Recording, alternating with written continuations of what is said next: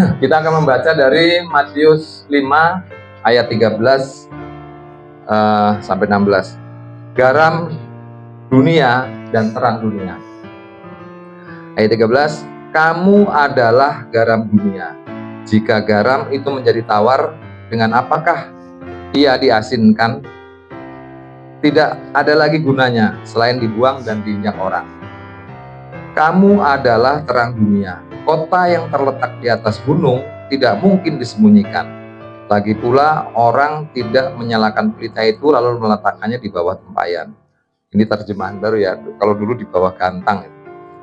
Melainkan di atas kaki pelita sehingga memberi terang kepada semua orang di dalam rumah itu. Demikianlah hendaknya terangmu bercahaya di depan orang supaya mereka melihat perbuatanmu yang baik dan memuliakan Bapamu di surga. Apa namanya, slide-nya udah jalan? Belum? Enggak, saya mau. Jadi sebetulnya ayat Matius 5 sampai 7 itu merupakan inti dari bagaimana menjadi warga kerajaan Allah. Jadi Matius mencatat di dalam pasal yang kelima sampai pasal ketujuh itu tentang pengajaran-pengajaran Tuhan Yesus, termasuk dalamnya ada khotbah di bukit, ada Yesus dan hukum Taurat, ada kemarahan tentang perceraian, ada sumpah dan pembalasan. Di situ Matius 5 sampai 7 isinya adalah tentang pengajaran-pengajaran yang menjadi ini sudah ke halaman 3. Udah. Jadi 5 sampai 7 ya, itu menjadi dasar bagaimana orang Kristen atau orang yang masuk menjadi warga kerajaan Allah. Kalau kecil ya nggak kelihatan ya. Sebenarnya saya biasanya kalau khotbah tuh saya pakai slide, jadi biar udah gitu bisa saya share ke grup biar bisa dibawa pulang, karena sekarang udah eranya digital. Jadi kalau ngomong aja begini nanti pulang keluar dari sini sudah lupa. Makanya biasanya saya bekelin lah itu, saya tulis, saya bikin slide-nya biar nanti di rumah masih bisa dibaca. Apa sih tadi yang diceritakan itu ya? Oke.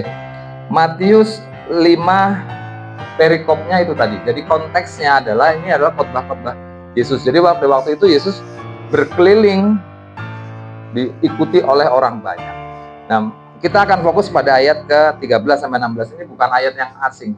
Artinya bukan ayat yang baru didengar oleh kita, sudah ratusan kali bahkan mungkin ribuan kali mendengar tentang firman Tuhan ini. Kita akan melihat, coba saya kepengen lihat yang halaman 5 ya. Bisa nggak?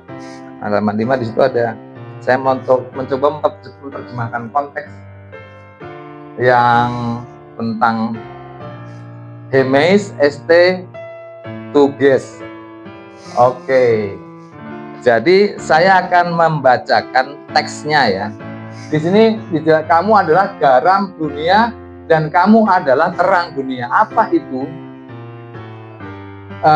Hemeis ini itu halas.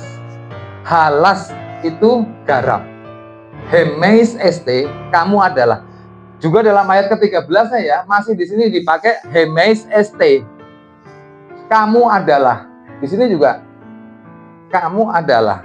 Jadi begitu saudara-saudara mengakui atau menjadi orang Kristen, dia langsung menjadi Hemeis apa? Ini bukan menjadi, bukan became atau menjadi ya. Jadi kita dari ini berubah itu menjadi, bukan. Tapi kamu adalah itu to be. To be itu ya sudah harusnya begitu. Jadi kamu adalah garam. Ya sudah, berarti kamu adalah garam gitu, bukan menjadi garam. Jadi teman-teman, saudara-saudara sudah bukan lagi menjadi, tetapi begitu kita menjadi warga kerajaan Allah, kamu adalah garam. Kamu adalah terang. Ini sering kita masih, saya harus jadi garam, harus menjadi terang. Tapi bukan. Begitu kita mengakui menjadi warga, diakui Tuhan, diberi anugerah masuk ke dalam kerajaan Allah, langsung menjadi konsekuensi logis Di sini jelas ayatnya disebutkan kamu adalah garam dunia.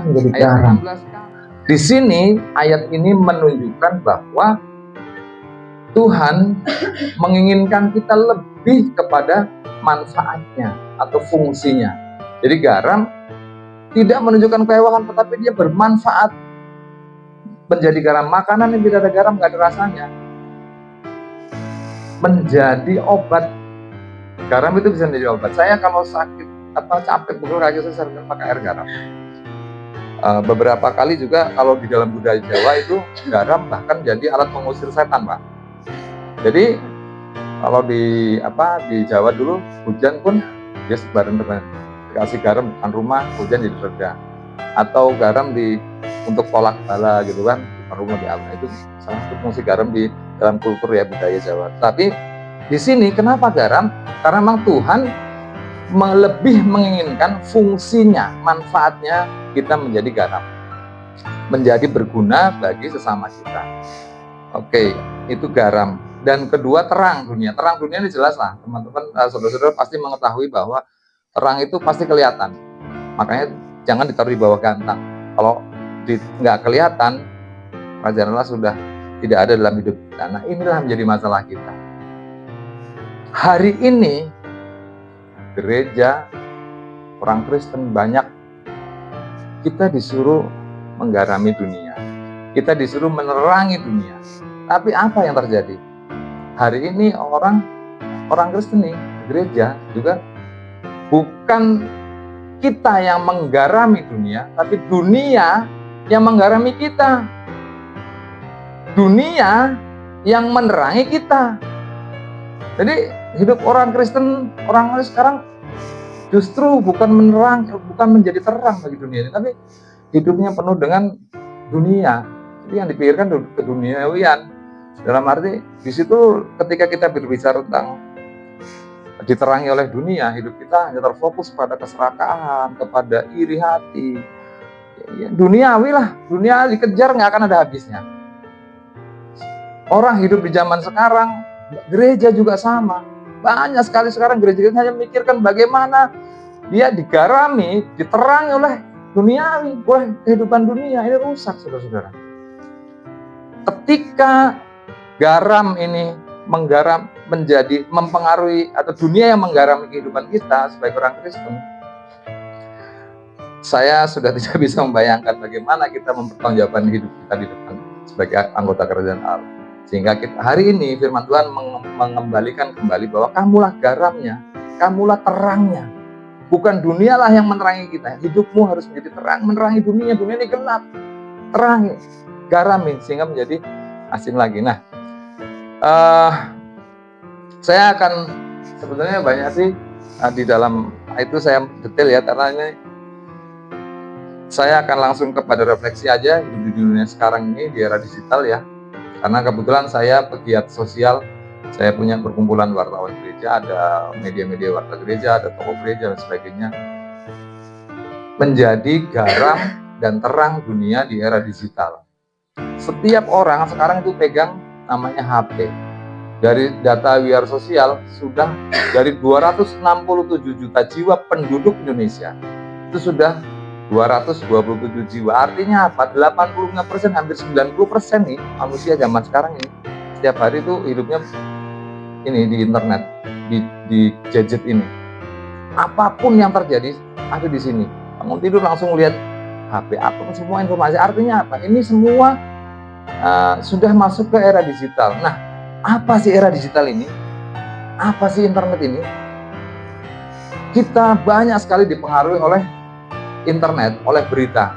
Riset saya dengan Profesor Hoga Saragi, dia ahli IT, dan bahwa 82% informasi atau berita yang diproduksi oleh internet itu hoax, kebohongan. Jadi masyarakat hidup zaman sekarang dibangun dengan informasi bohong, post-truth, kebohongan, gaya hidup yang disampaikan di media sosial, kemudian ujaran kebencian, saling caci dan sebagainya terjadi di dunia digital ini. Nah, apalagi nih yang anak-anak ini generasi milenial ini kan punya tanggung jawab. Jangan joget-joget di TikTok ya kan, yang nggak jelas. Terus apa ya, konten-konten yang sekarang ini kita harus menjadi garam dan terang dunia di dunia digital juga, karena hidup kita sudah di sini. Ketika kita tidak peduli dengan konten yang positif tentang menghadirkan kerajaan Allah di dunia digital, kita tidak bisa berpikir lagi bahwa masa depan generasi ini masih mengenal kekristenan. Jadi hari ini Tuhan mengingatkan kembali kepada kita fungsi kita sebagai garam dan terang dunia. Juga selain di kehidupan sehari-hari, di dunia digital mempunyai tanggung jawab.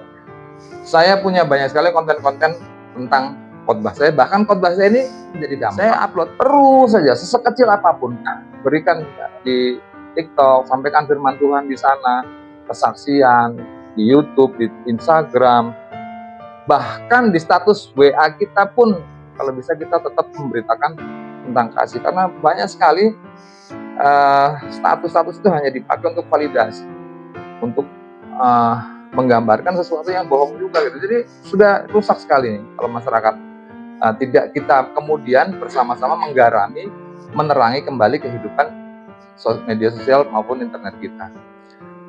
Jadi saya berharap bahwa ada anak-anak muda yang memang punya ya, karena sudah disitulah kita tidak bisa lari dari era digital ini. Harus masuk ke situ, pelajarin, hidupi dengan garam dan terang di situ. Amin. Kita berdoa. Tuhan Yesus, terima kasih atas firman yang boleh kami dengar ya Tuhan. Kiranya apa yang boleh kami dengar tidak berhenti sampai di sini, tetapi terus berbicara dalam kehidupan kami sehari-hari. Tuhan, mampukan kami untuk hidup menjadi garam dan terang bagi dunia, baik dalam keluarga, maupun di dalam masyarakat, maupun di era digital. Tuhan, kami sering terjatuh dalam dosa-dosa digital, ikut menjadi penyebar hoax, ikut menjadi pembuli, ikut membenci, memberikan ujaran kebencian dan sebagainya. Tuhan, kami mohon ampun. Kiranya malam pada hari ini Tuhan kembali ingatkan kami untuk kembali menjadi garam dan terang dunia, sehingga kami boleh layak untuk menjadi warga kerajaan Allah.